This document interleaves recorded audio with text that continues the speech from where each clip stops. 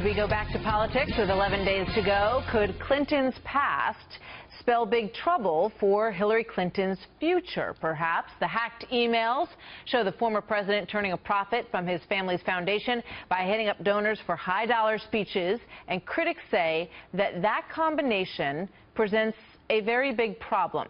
Syndicated talk show host Leslie Marshall and Republican strategist Tony Sayegh, both Fox News contributors, welcome to you both. Good morning, Martha. So who knows what the outcome of the election is, but everybody's sort of considering both scenarios and what life will be like in America under each. So, Tony, let me start with you. In terms of what we've learned from WikiLeaks and how Clinton Inc., as they termed it, really works, what does that present?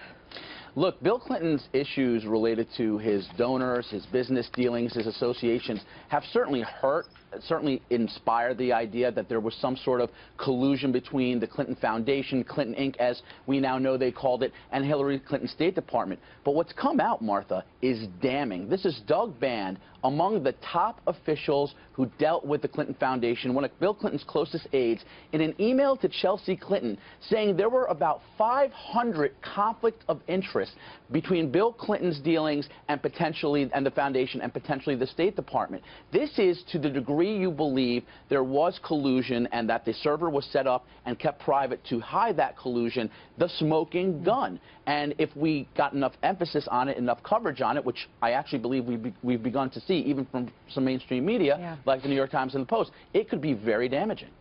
Here's Chuck Todd pointing that out. Let's watch. Look, let me go to the bottom line.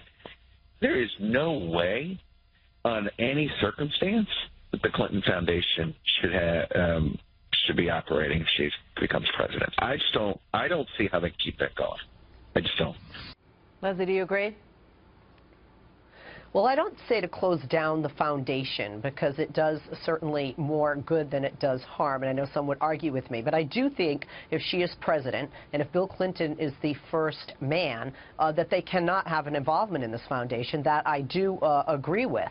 However, I don't feel that it's negatively impacting her. If you look at the polls in battleground states or on a national level, Trump has arguably come up maybe 1% in some of those states and on a national level in the past week. So I think maybe it just reaffirms people who aren't voting for her as to why they're not, but I don't think it's going to sway an undecided voter not to vote for her, or for somebody already planning to vote for her to leave. We're not